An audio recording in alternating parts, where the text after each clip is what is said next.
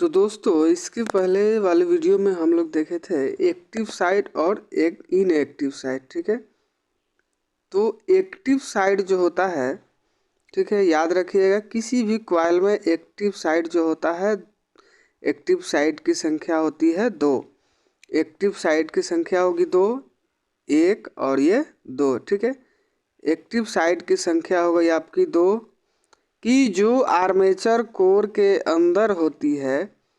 ये आपका armature core है। ठीक है, आर्मेचर कोर के अंदर जो कॉइल का भाग है, वायर का भाग है, ये आपका एक्टिव साइड हो गया। ठीक है, उसके बाद एक होता है इनएक्टिव।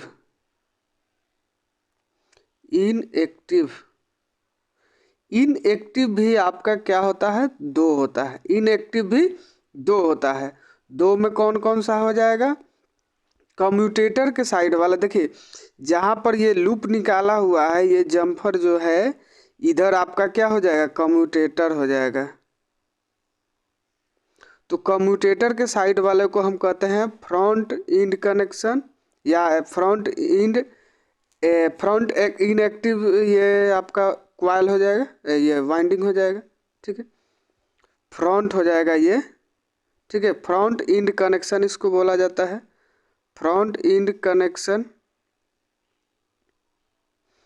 तो ये कम्यूटेटर साइड वाला हो गया आपका फ्रंट, और जो कूलिंग फैन के साइड है, बैक वाला जो है कम्यूटेटर के पीछे वाला, ये आपका हो जाता है back end connection, back end हो जाता है। ठीक है, तो इसमें हमने क्या देखा, एक्टिव साइड जो होता है 2 होती है, इनएक्टिव साइड भी 2 होती है। इनएक्टिव साइड कहिए या इंड कनेक्शन कहिए, दोनों एक ही चीज होता है। इनएक्टिव साइड या इंड कनेक्शन, इंड कनेक्शन। ठीक है, इनएक्टिव साइड और इंड कनेक्शन दोनों एक ही चीज है। इनएक्टिव साइड भी 2 है। अगर ये देखा जाए तो फ्रंट इनएक्टिव साइड है और ये बैक इनएक्टिव साइड है। ठीक है, इनएक्टिव साइड कहिए या इंड कनेक्शन कहिए। ठीक है, वही आपका है एक्टिव साइड। कह रहा है कि कॉइल का वह भाग जो आर्मेचर कोर के खांचे में अवस्थित रहता है, जिसमें विद्युत वाहक बल उत्पन्न होता है, एक्टिव साइड कहलाता है। एक कॉइल में 2 एक्टिव साइड होती है, 2 एक्टिव साइड होती है एक कॉइल में, एक कॉइल में 2 एक्टिव साइड होती है, याद रखिएगा।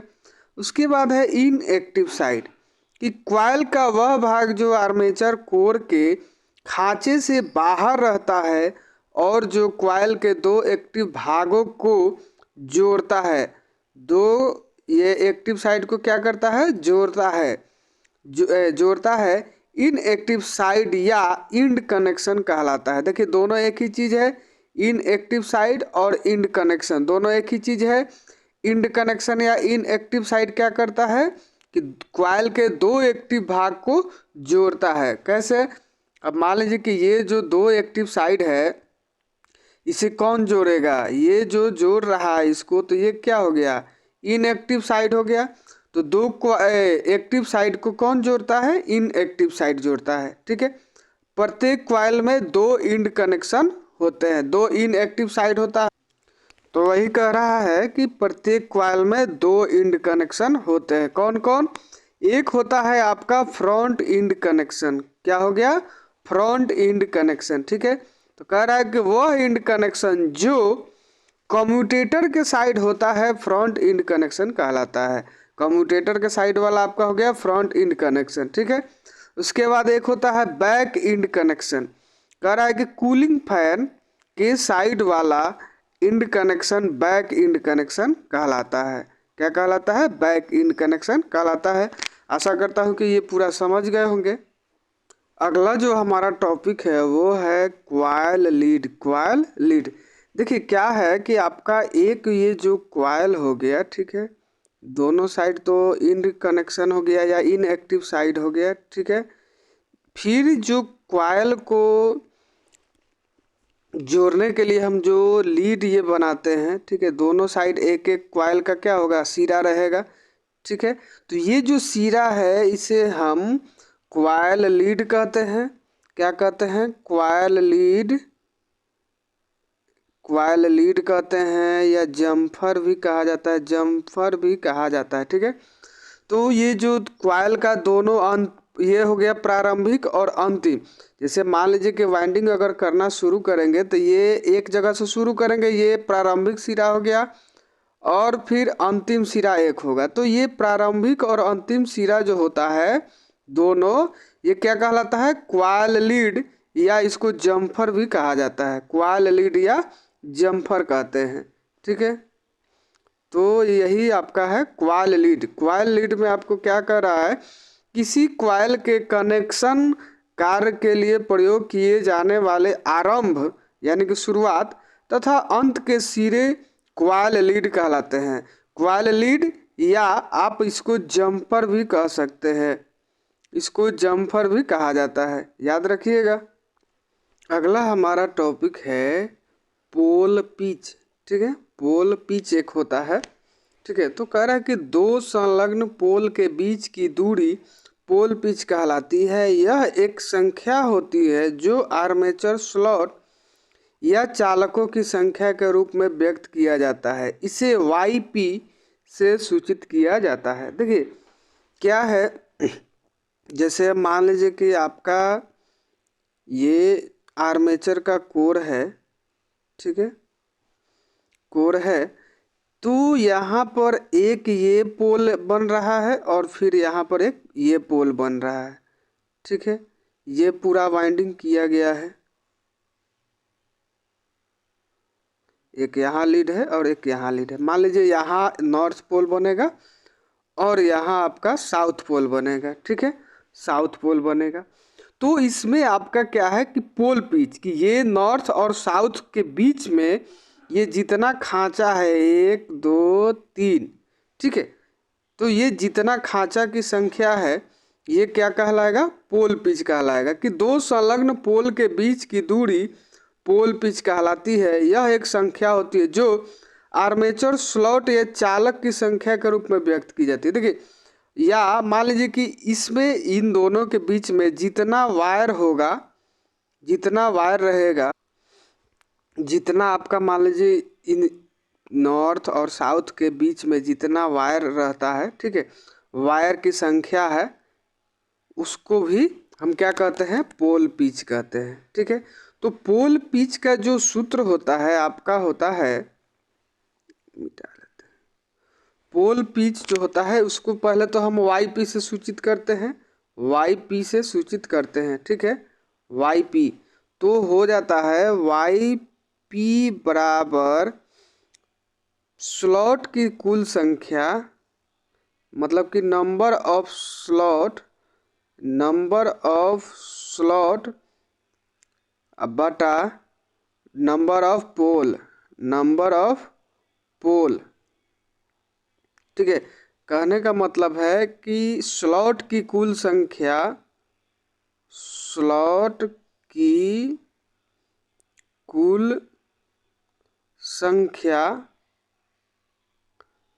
बटा पोल की कुल संख्या, क्या हो जाएगा? पोल की कुल संख्या, पोल की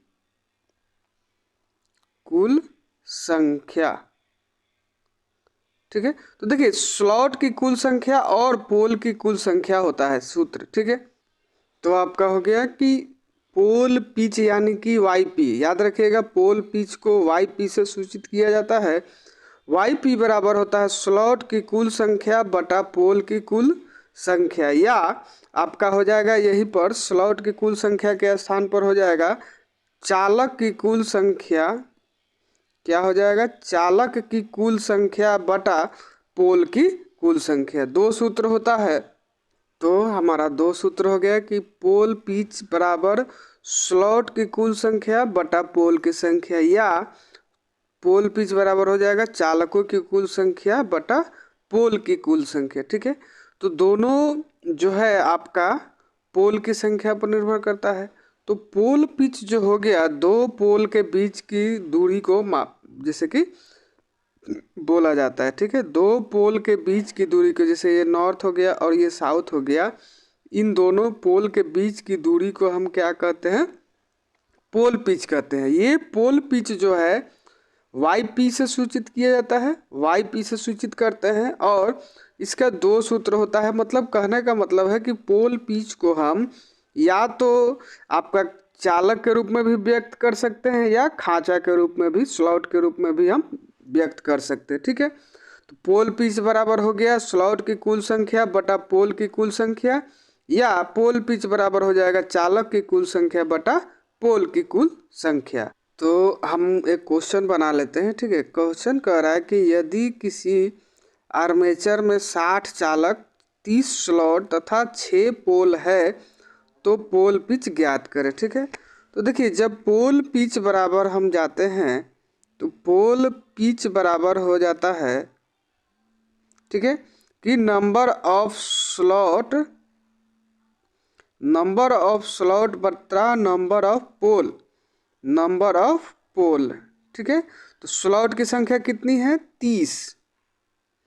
पोल की संख्या कितनी है? 6।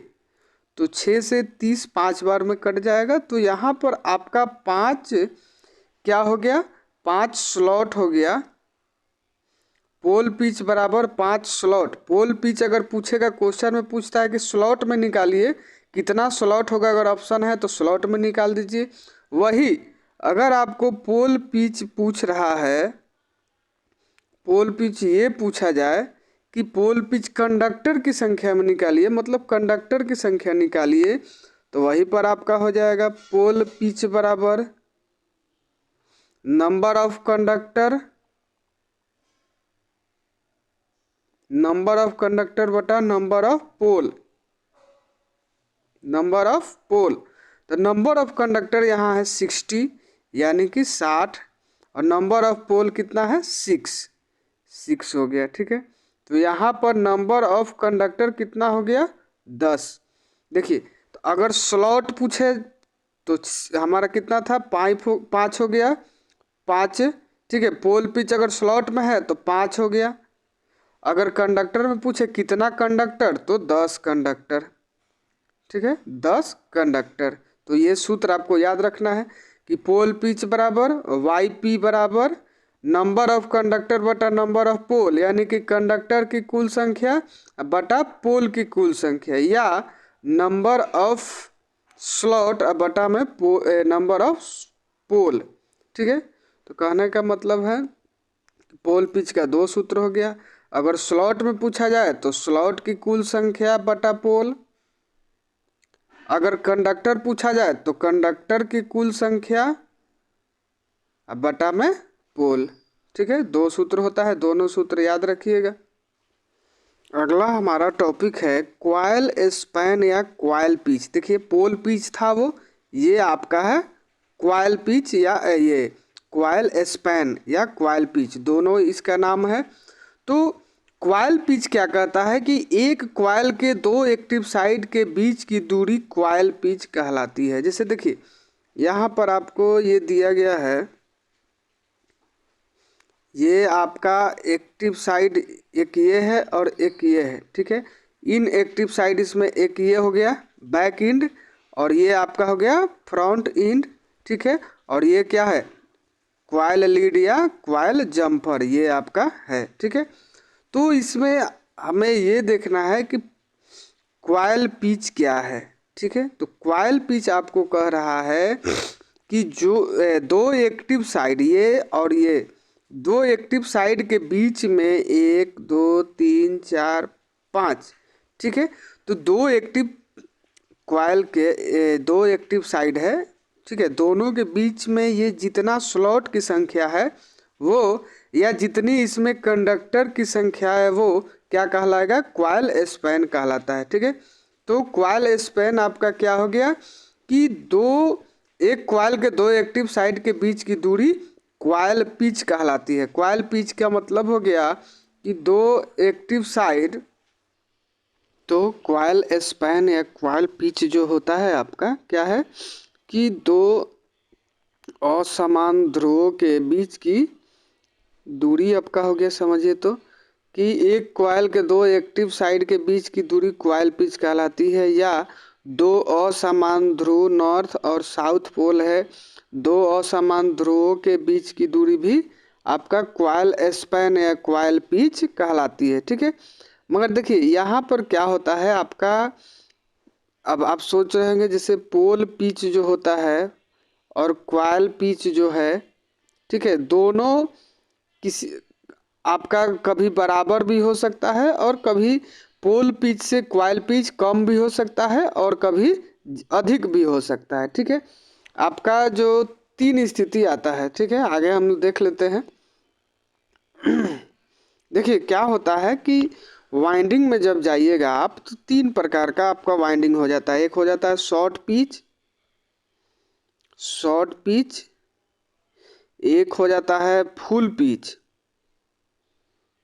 शॉर्ट पिच, उसके बाद आपका एक हो जाएगा फुल पिच वाइंडिंग, और एक हो जाता है लॉन्ग पिच हो जाता है। ठीक है, तो देखिए शॉर्ट पिच में क्या होता है, देखिए जो जैसे आपका जो स्लॉट रहेगा ना आर्मेचर या स्टेटर पर, ये जो स्लॉट रहता है वाइंडिंग बैठाने के लिए, ठीक है, ये जो स्लॉट की संख्या होता है आपका हमेशा विषम में रहेगा। 21 रहेगा, 25 रहेगा, 27 रहेगा। ठीक है, विषम में ही रहता है, लगभग आपका विषम में रहता है। ठीक है, और पोल की संख्या सम में रहेगा।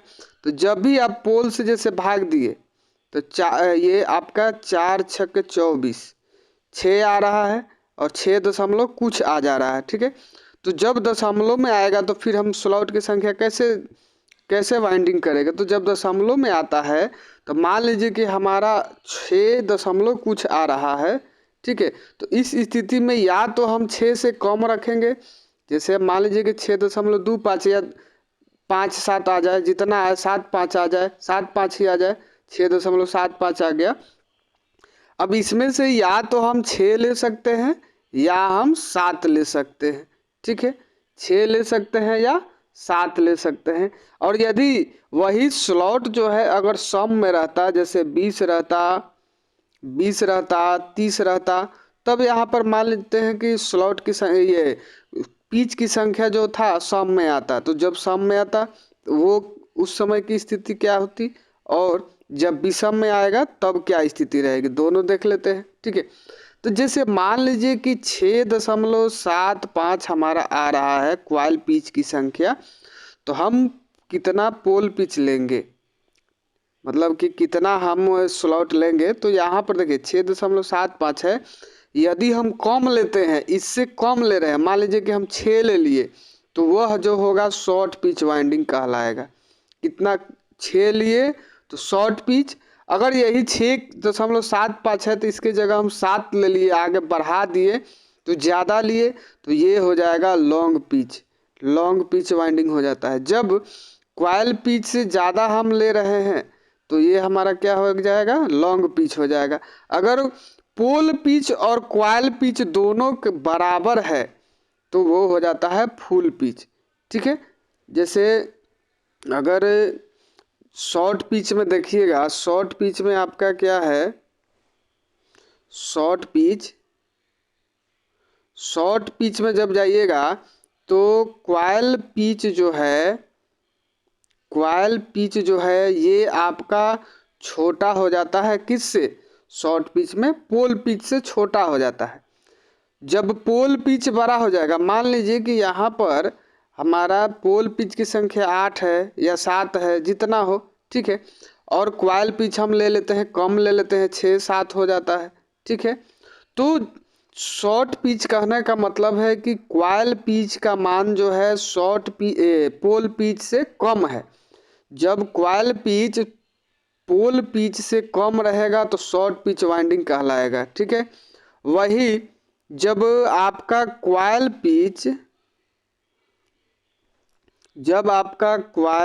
पिच और पोल पिच दोनों बराबर रहेगा, कॉइल पिच और पोल पिच दोनों ही बराबर रहेगा, कहने का मतलब है कि कॉइल पिच हमारा 5 है और पोल पिच भी हमारा 5 है, तो ये स्थिति हम क्या कहते हैं, इसको फुल पिच वाइंडिंग कहते हैं। क्या कहते हैं? Full pitch winding. और जब मान लीजिए आपका लॉन्ग पिच है तो लॉन्ग पिच में हो जाएगा क्वाइल पिच जो है आपका पोल पिच से ज़्यादा रहेगा।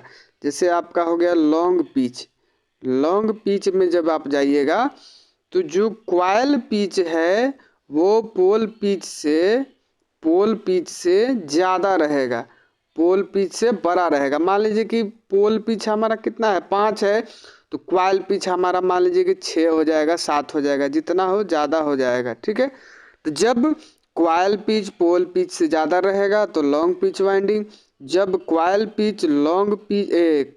पिच जो है पोल पिच से कम है, अगर ये 5 है और ये 6 है तो ये हो जाएगा शॉर्ट पिच हो जाएगा। अब जब दोनों बराबर हो जाएंगे तो वो फुल पिच वाइंडिंग कहलाता है। अब देखिए क्वाइल पिच जो होता है, क्वाइल पिच या क्वाइल स्पैन को YS से सूचित किया जाता है। याद रखिएगा YS, Y का मतलब पिच हो गया, S का मतलब हो गया स्पैन। स्पैन का मतलब ही हो जाता है दूरी। ठीक है, दूरी। ठीक है, तो क्वाइल पिच को YS से सूचित किया जाता है। सूत्र 2 इसमें भी होगा, क्वाइल पिच बराबर स्लॉट की कुल संख्या बटा पोल की संख्या। 2 सूत्र हो जाता है आपका कि सेम सूत्र आपका वही है। यहाँ पर एक इसमें जो हो जाएगा, इसमें आपको माइनस रखा जाएगा, यहाँ पर आपका हो जाता है माइनस के का मान जो है आपका कौन सा वाइंडिंग है उस पर निर्भर करेगा, शॉर्ट पिच है कि लॉन्ग पिच है। ठीक है, तो यहाँ पर एक माइनस हो जाता है। सेम पोल पिच का ही सूत्र है। ठीक है, केवल इसमें क्या हो जाएगा, माइनस के हो जाता है। ठीक है, के हो जाता है। तो क्वाइल पिच हो गया स्लॉट की कुल संख्या बटा पोल की संख्या, और क्वाइल पिच भी का ये सूत्र हो गया चालक की कुल संख्या बटा पोल की संख्या माइनस के। ठीक है, माइनस के, तो ये याद रख लीजिएगा सूत्र।